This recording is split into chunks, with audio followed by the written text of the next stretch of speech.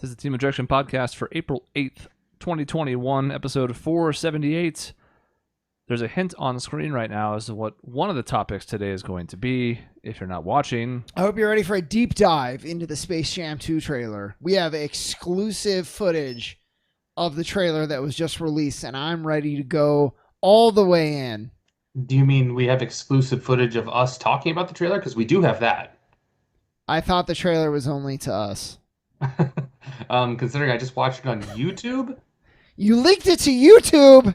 My bad. They paid me. LeBron needed it. So anyone who has watched really any other episode at all of our backlog knows that I am a huge Space Jam fan.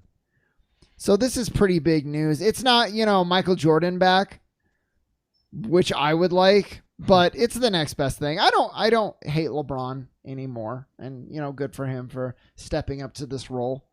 So I guess the question is, what did you guys think? What were your impressions seeing this finally come to fruition after like years of it being in development hell?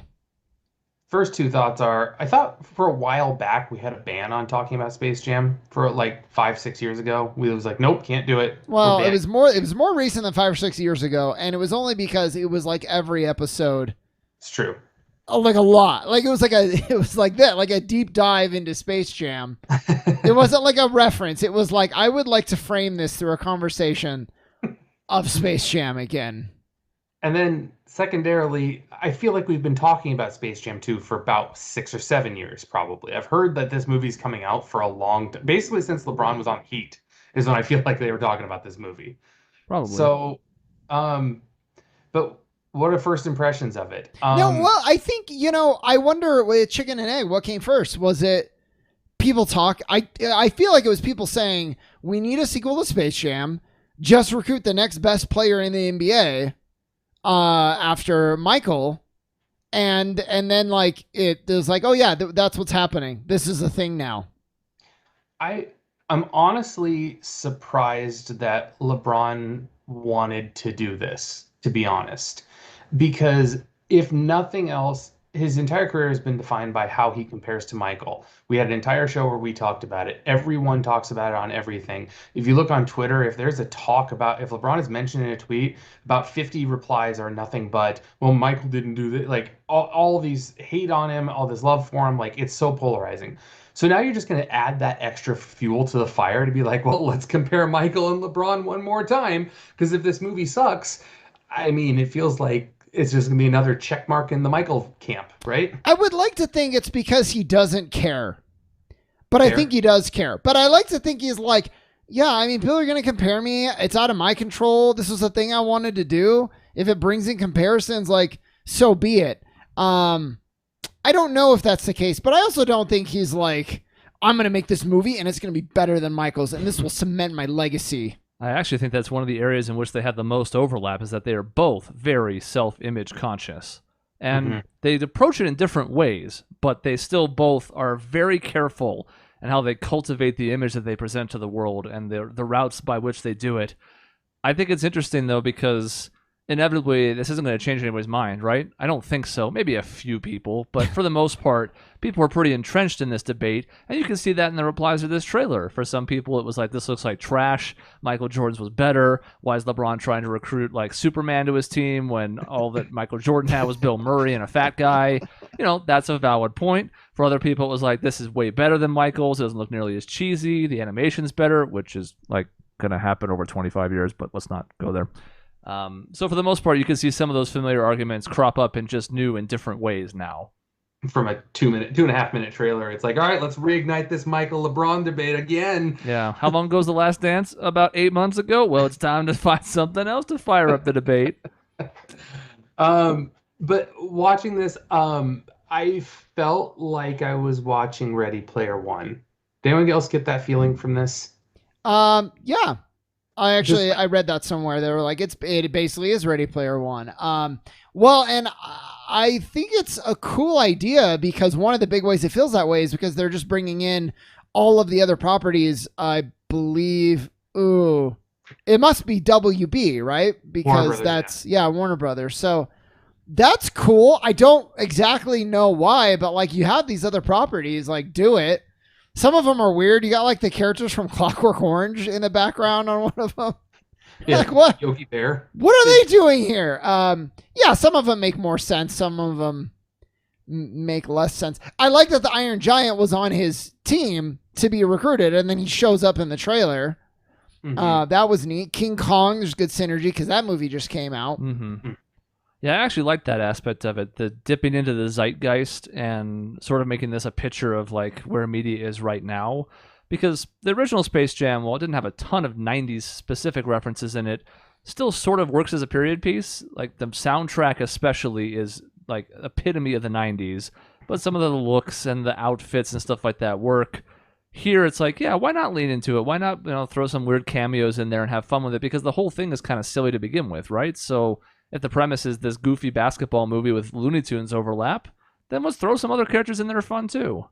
Yeah, it did pique my curiosity of how they're going to interplay them, because all the scenes they showed of the actual basketball game at the end, where apparently Don Cheadle is just this, overlord of the computer realm, it all had nothing but Looney Tunes on his team. So it wasn't like King Kong's going to come out there and block a shot. It was just, all right, here's Elmer Fudd ready to shoot. Yeah, they're just watching. They're just watching, Dave. They're just spectators. All right, it's the Looney Tunes. No, everybody knows that the Looney Tunes are the only ones who are good enough at basketball. Well, I'd be pretty pissed if I was LeBron and I'm like, all right, I'm going to recruit this elite super team. I'm going to get the Iron Giant and King Kong and Superman. And why do I have Daffy Duck as my starting power forward? Yeah, I like that because they're the only ones that can do it because they've been there before. And LeBron's done this in real life. He's looked at his roster and been like, why the fuck is Mario Chalmers my point guard? Yeah. We have to do better than that. Let's try and sign the corpse of Darren Williams. It didn't work, but we tried. It is interesting that there's no space in Space Jam 2. You can't call it Computer Jam or AI Jam or anything like that. So and from branding, it makes sense. But there's no space unless you're talking about like the computer space. Maybe that's what they're going to do. Maybe LeBron will say a line of like, we're jamming in space. I hope they don't. Computer space. That does not happen. That would be pretty the disturbing. Space inside of the computers. I wonder if this movie can be really self-referential or meta in the sense of knowing that it's campy and just hard banking into that. Like a line that they said in the trailer was, it looks just like the Matrix. And so LeBron says, what in the Matrix hell? I'm like, okay, well, at least you kind of recognize what you are. And if they can do that, I think it has a chance to be good. You have to though, right? Yeah. Again, like the Looney Tunes are in this movie. And while I'm not saying you have to just do like hijinks and goofiness because of that, it's going to be the tone, right? Like it has to be. You could maybe have a serious thing with, Bugs and Daffy and all of our familiar friends, but at the end of the day, how serious can it really be? And do you want it to be? Do I want to have this like high gripping drama with the Looney Tunes involved? Probably not. I'm not saying it couldn't be done, but that's not what I come to Space Jam for. Here's my concern. Get his son back though. His son. Sure. You know what? I'm going to keep going on things I like. I do like that there seems to be an emotional anchor. The first one was provided by the Looney Tunes themselves. If they don't win the game, they're going to be space slaves, so that sucks. So this thing with this son, okay, that's fine. He has a son in real life, so that's neat. I like that. I like the portions that I saw where he is also animated. It's weird that like that's new territory for this, but they never did that in the first one. It was just Michael the whole time. So that was cool. And the thing that I don't know why I don't like this, but I didn't really like when you look at what made Space Jam iconic. Chris talked about this already. A lot of it was the music. That album like sold a bajillion copies. And I wanted them to take the same approach. Like I was hoping this album, they would really try to get a soundtrack that resonated.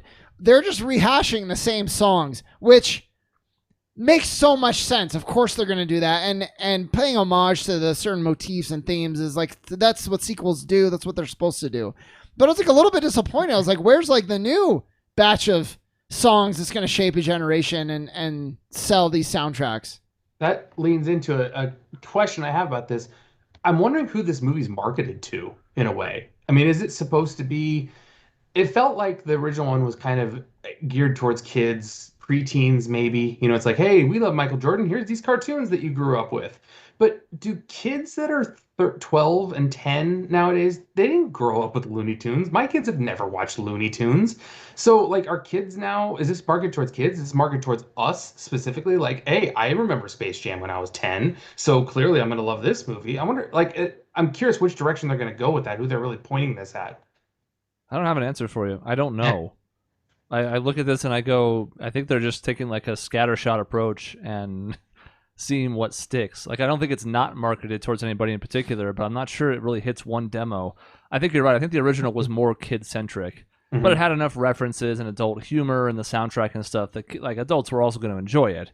Here, it does feel like, and this kind of matches LeBron's brand, right? Like, it is still sort of marketed towards the younger audience, but like you said, at this point, I mean, everybody who's a kid knows who LeBron is. He's been in the league for, 17 years? So that's one thing. But there's reboots of Looney Tunes. There's a newer version that has like Lola in it as a regular character, for example. I've never watched an episode. Nobody I know who's younger in that age that they would be in a kid right now has watched that show. I'm sure somebody does, but I don't really know. Well, they're still around. I don't know what the ratings are, but like Looney Tunes are still airing on TV. They can't show guns anymore, and there's certain other like things that they've changed. But I don't know. Are they well known with kids these days? That's probably not a question I can answer you. Dave would be better able to answer than I would. From my own personal experience, not in the least. I don't think I could show a picture of Bugs Bunny to my daughter, and I don't think she'd be able to know who that is. And I don't think the depth is any better either. I think some people, like kid-wise, might know Bugs or Daffy. Those two are pretty well known, and they've kind of existed outside of time. But when you think about the depth of the roster in the first Space Jam, like, who's going to get the kick out of first of all, a Pulp Fiction reference with two much more obscure characters than just Bugs or Daffy? Or, like, is anybody going to understand what the hell Foghorn Leghorn is? I don't know. I guess we'll see how it plays in 2021. I'm actually kind of surprised his character even still exists from kind of what I mean, Pepe Le Pew got booted, and while you can definitely understand that one because there's the whole rape vibe, I'm not necessarily sure that, like, 114% Southerner is a whole lot better. Mm-hmm. I'm glad the guns are back. Southerner. That makes me happy. Not that I'm a huge gun person, but I don't know. I thought it was a step too far. Yeah. I think it's funny. Well, I also think the question is, like, what's Yosemite Sam without his guns? A dude with a mustache? Like, a dude who gets angry really fast. So yeah.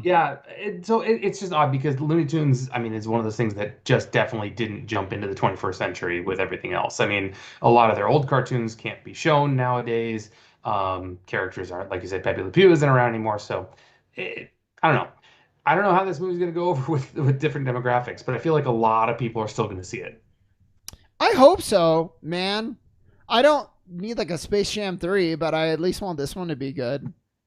And I think it has potential. My concern, though, is like, okay, so you see the Goon Squad, which I only recognize Damian Lillard. I think there's a whole bunch in there. I don't know how many are in the trailer or not. I'm assuming all of the NBA cameos that they got to be in the movie are now going to be those guys. Mm-hmm. Mm-hmm. Well, Clay's one of them. He's the fire guy. Yeah, Clay is one. Okay. So, but my concern is how much basketball is actually going to be in this movie. Because in the trailer, I was like, not a lot. But how much is in the first movie? A lot.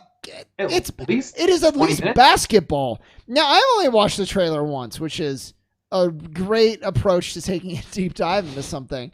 But there was like scenes where it's like they're playing like some almost like weird amalgamation of like different sports, and it's not like basketball, and it's strange to me. Well, I mean, if I were them, I wouldn't put much of the game in the trailer because you know you're going to get it. So I mean, maybe I wouldn't have minded like a shot or two, but we kind of got one. I mean, I loved the idea of just taking like Lola and putting her in the Dwayne Wade spot of LeBron throwing down that fast break dunk from back when he was on the Heat, and then having like Lola in that pose. I was like, that's a nice little nod. Like anybody who's an NBA fan is going to recognize that because it's an iconic photo. But I wouldn't have minded a little bit more game footage. But again, that's you know what you're going to get. Like they're going to have some kind of showdown at the end, and I'd rather almost not have it spoiled. So I just want to make sure it's basketball and not like it's a sequel. So we're like taking the framework of basketball, but we're going to make it totally different. Like, I don't want that. I want still basketball to be played. It could be a lot of fouling and stuff. That's fine. Or I just got to know, is the force field that LeBron ran into, is that a foul? No. Probably not. If the first one is any indication, there are no fouls. What was a foul? Yeah. People died. That's true. So do the goons take people's powers, though? That's also. And is that why they look like them? Or did Damian Lillard and Anthony Davis? Is it like real life, well, except for Anthony, where the NBA is like creating super teams to beat LeBron, and this is just the natural progression of that? Well, that's the exact plot of what happened in Space Jam, the first one, though. No. Aliens took the talent of other people. Mm-hmm. I'm saying, what if Damian Lillard was like, you know what, guys? It's not enough. The Nets aren't enough. We got to sell our soul to the devil. to the computer Don Cheadle, the devil. Yeah. So I think the tweet I saw that I think summed this up the best was somebody said, y'all ripping on this movie like 95% of you ain't going to go see it on day one. And I feel like that's pretty accurate. Yeah, and it's not like it's a small target. Again, it's goofy. It's lighthearted. So, of course, it's not going to be like the most serious thing on the planet. And, of course, it's going to have things that you can make fun of. Part of that's by design. How good is it actually going to be? I mean, I hope it's good. I have no idea. So people that are trying to go down that road in a 2.5-minute trailer are just stupid. But at the very least, yeah, like it's going to be silly and hopefully a fun couple of hours. Hopefully it's not a 3-hour epic. I don't need Space Jam 2 to be 3 hours.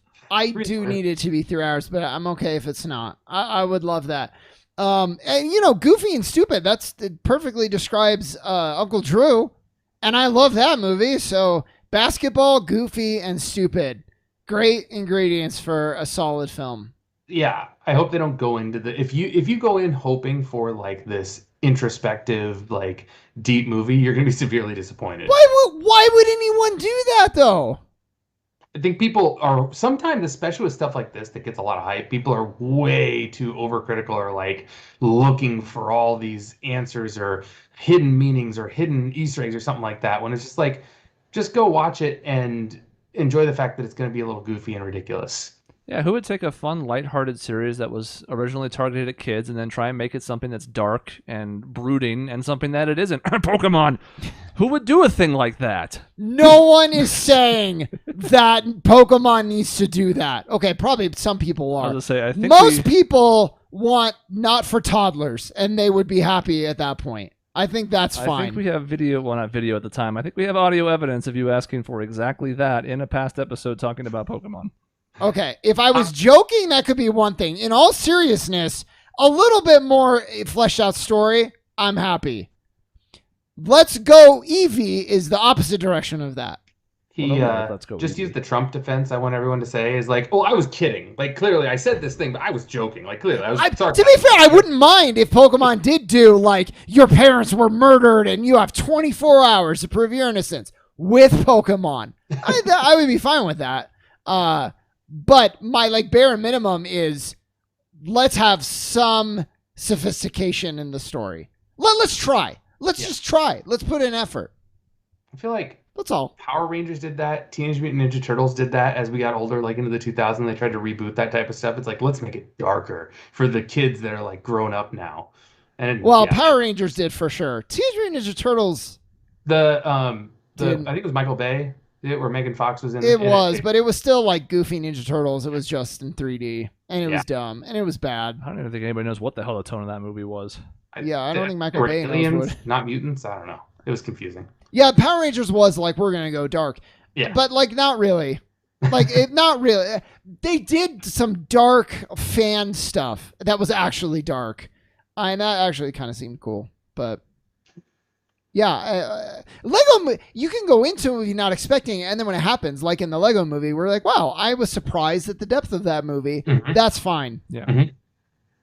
Exactly. Well, it's out mid-July, and we actually can watch it as the three of us if we want to, whether in theaters or not. We'll be in Phoenix the day after it comes out. So I'm sure we'll do a review because it's rare that we have overlap with Dave on a movie that comes out recently, but this is one where I think we're all going to see it. Yeah. I have to assume HBO Max is going to be like dual release? I would think so. I don't think they can do exclusively either way at this point, just because so many different states are in different shape right now, and there's 5 states right now in particular that are spiking and blowing up the rest of the nation's averages, whereas like Arizona, especially up here, is doing really well. So Arizona's been just fine. When even Disney Plus is doing their dual release now, after swearing that they were only going to release it in theaters, yeah, I think that's a sign of like everybody's going to be doing it. We should watch it in person at the house then, because then we can talk. Exactly. That's true. This is a movie we do want to talk during. That's what's so fun about the first one. Yeah. Because I was like, I don't really mind the idea of seeing it in theaters. We're all vaccinated and, whatever. But I don't really need to either. I'm not like, I need to see the visuals on the big screen. Like, I don't. And feel the vibrations. It was fun going to see it in theaters just because I had never seen it in theaters before. When it first came out, I had it on VHS. That's true. I don't think I ever saw the original Space Jam in theaters either. So that would be kind of cool. Maybe I'll just rent out the theater. We can have the best of both worlds. Yeah, there you go. That would be Perfect. Affordable, fun. It checks all the boxes. If we get enough people, a lot of those, I don't know about now, but when the pandemic was still a little bit more harsh, a lot of places like Harkins were doing theaters for $100 or $150. Yeah. Yeah, that doesn't surprise me, actually. And if we get 10 people to go, that's what we paid for tickets anyways, right? Mm-hmm. Like concessions. But then we can talk during it, and no one is going to be there coughing on us. It's great. Yep. We've actually hit on something a little bit, and it's sort of, it's related in a lot of ways to what we've talked about before, but in talking about the seriousness of productions and mentioning Disney Plus, I'm straining here, but I'm going to get there. So, Dave, Falcon and Winter Soldier is out right now. Mm-hmm. And most people like it a lot. The only critique that I've seen consistently is people saying WandaVision was so fun and goofy and lighthearted and charming. Winter Soldier, it's so dour and serious and like as though that's like a negative. And that bothers me because I love when things, so Dave, in the movie universe, you have Thanos come in, he snapped away half of civilization, right? Then they got snapped back 5 years later, though. Spoiler. Cool. If you ever get there. So they're back, and nothing to this point has really tackled, like, what does that do to politics, the economy, like, sovereignty of nations? Like, what if I moved into somebody's house because they've been snapped away, now they're back at the living room table? Like, why do they have a table in the living room? I don't know, but there's a lot of questions that come up, and this is the first show that like seems to be addressing that, and everybody's like, but it's not, fun. Where are the antics? What? And I'm not saying I like them both, but why can't there be a space for both things, I guess? Or are you with them and you're like, let's keep superhero stuff fun and airy? Whatever happened to, this just isn't what I like. I'm not going to watch it. No, everything has to be catered to every single individual person's needs at all times. That's how content is generated now. Even though it's an impossible dichotomy, everything has to fit everyone's likings. And the idea that, like, okay, I get that WandaVision is sort of light and airy for the first part, but it's covering up deep psychological trauma the whole time. It's not real happiness. It's not real hijinks. It's all a ruse. That's the whole point of the whole fucking show. So, like, wouldn't you rather just be honest about the fact that it's going to be serious and tackle the subject matter? And how unserious did you think it was going to be with the Winter Soldier involved? Like, yes, Bucky's shown a lighter side over time as he's gotten more human again, but, like, he's not the slapstick guy in the bunch. He's, like, not even top 15 in the Avengers bunch. So what did you expect? And I think what people confuse is, like, Zack Snyder, his movies, they try to go for, like, dark and edgy. And I don't really like that either. I don't like dark for the sake of dark. I don't like tryhards when it comes to, like, grit. I just want something like sort of grounded. These movies, the Captain America, the Winter Soldier, the Civil War, it's superheroes, so there's always going to be a little bit of fantastical stuff to it. But like, it was always their way of telling a little more grounded superhero story in this world. And in Guardians of the Galaxy, they're like weird, like space raccoons and trees that talk, and that's that's fine too. But I like this little niche, and so when people like want this to be WandaVision 2.0, I just like I don't get it. I don't understand it. I appreciate like a serious take on these sorts of things. Is there a FOMO from a lot of people on this? Like, man, I don't like this, but if I don't watch it, even though I'm going to hate watch it, I'm going to miss out on the link of the Marvel universe to make sure that I can follow the entire timeline.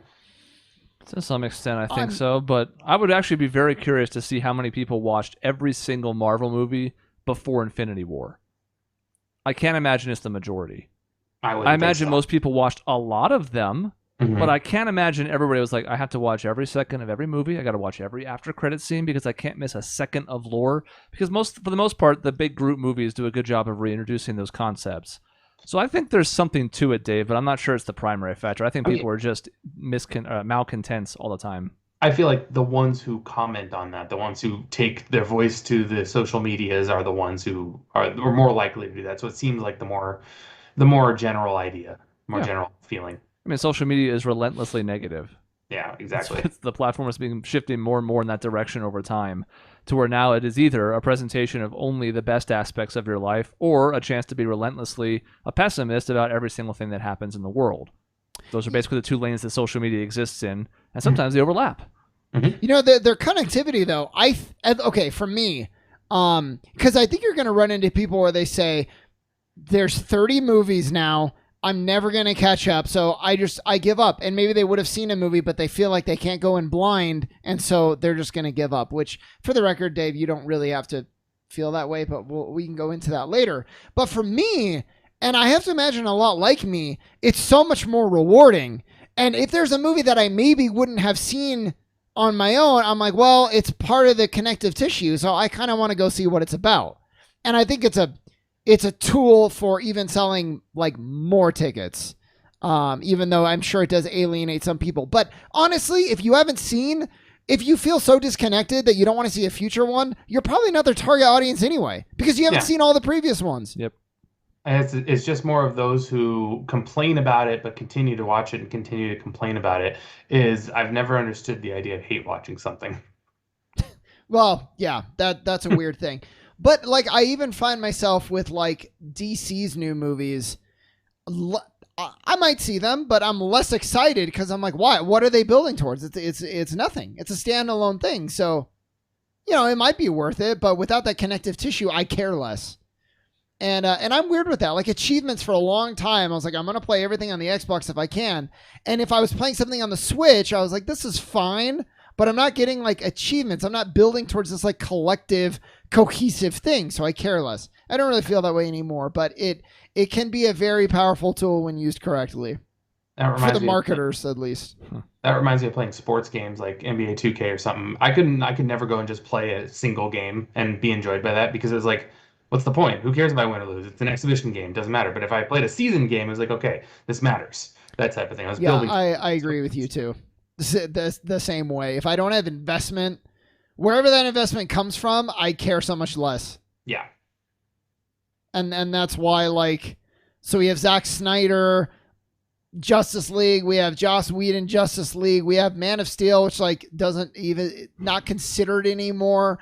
So I don't have that like investment really. Logan was cool, but it didn't connect to any of the movies at all, which like kind of sucked, but also was maybe its greatest strength. So the whole thing is just sort of interesting, I think. It's pretty convoluted. Yeah. Well, it matters if it's connected as long as the things that it's connected to are good. And in those cases, you know, there's some X-Men movies that are absolute trash and most DC movies that are absolute trash. So do you want to have a connective tissue to those when people go back and they go, oh, I wanted to get more invested in this universe, but it sucks. Because, I mean, there's obviously Marvel movies that are hit or miss. I mean, most of them are hits. I think we've gone down the list before and said, you know, we like 2/3 of these quite a bit. When the majority is fine, that's great. You know, you can have a miss. When the majority are misses, then it's like, okay, how much do you want to invest in a universe that A, isn't very good, and B, could disappear at any time because it isn't very good? Yeah.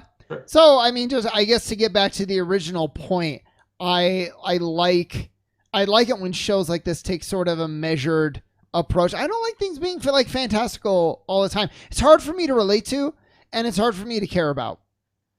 Well, especially on a TV show that's going to be ongoing, that's going to maybe have multiple seasons that's gonna supposed to keep your interest for a long period of time and not like a 2.5 hour stretch. That I think that's a big differentiator. Like Fantastical for 2.5 hours is great.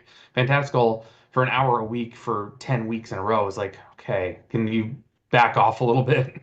Well, that's why Game of Thrones for so long was so good, is because any fantastical was, it was very subtle. I mean, they were dragons, but at the time the dragons were there, it was like that was a big deal because they'd been dead forever.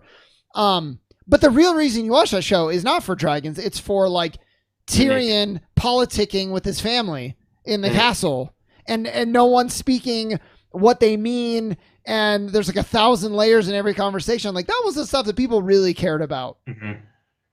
And then at the end they were like, they just forgot all of it. Let's just But I digress. Yeah. So the point is connective tissue. We need Michael Jordan to cameo. That's the big question I have is I don't think he's going to do it. But I don't think he's going to do it because he's too much of a petty guy to be like, nope, I'm not being part of this. I know this is my thing, but I'm not doing it. Would he do it if it was like a Bill Murray thing where in the last minute they need Jordan to come in? God, I don't know how anybody on LeBron's PR team could ever let that happen. Yeah, that's not realistic. There's no way LeBron is going to get an assist from Jordan on the last shot of the game. That's completely backwards from how both of them would play that situation. Exactly. So it would have to be LeBron giving it to Jordan, but then like it's his movie. So it would never happen. But I'm saying if you are Michael, would that be enough to get you to do it? No, the only way that Michael would do this was if he was the leader of the Goon Squad and beat LeBron. Yeah, but like what if there's like a 10% writer on all the merchandise and all the revenue that the movie makes, and he just has to show up for like a 5-minute cameo, and that supplements his gambling for the next decade. Would he do it then? I don't think he would, but I think he would at least consider it. He's an owner of an NBA team. I mean, yeah, but he just paid Gordon Hayward $120 million. How much money does he have left? I mean, a lot. Yeah, he has a lot. He paid him a lot. Yeah, I like to say, so yeah. I like Jordan being on the Goon Squad, like the secret Goon Squad. So they beat the Goon Squad, Damian Lillard and all them. And then the final boss shows up. It's Michael Jordan. It's the ball father, whatever his name is, LeVar. Right? You would LeVar. See this. I'm having trouble with the last three, but that's Bill two. Laimbeer. Get an old school guy in there. Still alive. Isaiah Thomas. Yes. For the record, I just Googled Michael Jordan's net worth is $1.6 billion, so I think he's doing okay. Yeah, I mean the shoes keep paying off over time. They're still getting some paychecks from those bearing his name. It's not the biggest brand out there, but it's close. Yeah, exactly. I mean, yeah, people who were born after Michael Jordan retired are still wanting to buy Jordans. So. Yep. I mean, it's an iconic logo. It's a good series of shoes. Robert Horry could show up. Oh God! Now I hate. Which, by the way, really weird. I have to say this really quick. I was watching The Jump, and Robert Horry, when asked about the Suns being contenders, he was like, you know what? He was arguing with Richard Jefferson and being like, no, you know what? I think the Suns are actually really good. I think they're onto something here. I think they're going to go far. And I had to throw that out there. He's like public enemy number one, but he's like defending us. I don't trust him. Never will. As I say, his 2 run-ins with us weren't very good. So one with us, one against us. We would need to get a better enemy team. We need more modern enemies. I went Bill Laimbeer. That was wrong. Robert Horry is wrong. Jake Paul, on the other hand. Oh, see, there you go. That one might be a winner. Yeah. That's something that'll get the kids in the seats. Yeah. Yeah, you're right. You're on the right track with that. And think about how much clout that would give. The social media spread would be phenomenal there. Donald Trump is too obvious, and he's not like a basketball player. So no, I don't know. I see. I don't keep up with the YouTube people that everyone hates because I don't pay attention to it enough. So what about that soccer player who was like, LeBron should shut up? The Greek guy? Yeah. Oh, whatever his name is. Yeah, him. Yeah, or that MMA fighter. There you go. Both of them. That rounds out the top 5. I would love that. Magnanimous LeBron extending an olive branch by allowing them to come into his movie. Be the better person, LeBron. That's very nice of you. He always is. All right, well, that's the end of this episode. We're going to be excited about that. Look for our Space Jam 2 review in, I guess, the 3rd week of July. We'll figure it out when we get closer, but we'll do it basically the Thursday after it comes out, so within a week. Dave, we got to get you to see like Black Widow, because it's another movie that we can review together. I'll work on it. Okay, I'll take that. I'll take that. I'm gonna actually believe you. I mean, I want to see it. So I don't want to not see any of these movies. Is the problem? I want to. I promise. What? Dave's not gonna see it because it's female led. Yeah. How dare they? I mean, I don't want to have anything to do with a woman in power. Ugh. Yeah. Since we're gonna take a pot shot at Dave, we'll take one at Shaun too. We're trying to see the best and the most despicable people on the planet. Robert Horry, Dave. He's trying to trust you, Dave. You have to make him rewarded for it. How was that a pot shot at Shaun? It wasn't. I was going to take a pot shot at you as well, and I wanted to get the viewer to be tricked. And it kind of worked, I think. And maybe Chris was going to do a pot shot, and he was like, ooh, that's actually like really mean. I'm going to walk that back. That is too deep of a personal cut. I was going to say it, and I was like, no, that's These are recorded for posterity. I'd like to still live here. Anyways, end of the show. In between episodes, you can find us at our website, objectionnetwork.com, or at youtube.com/objectionnetwork for new videos 7 days a week. We'll see you next time, and welcome to the jam.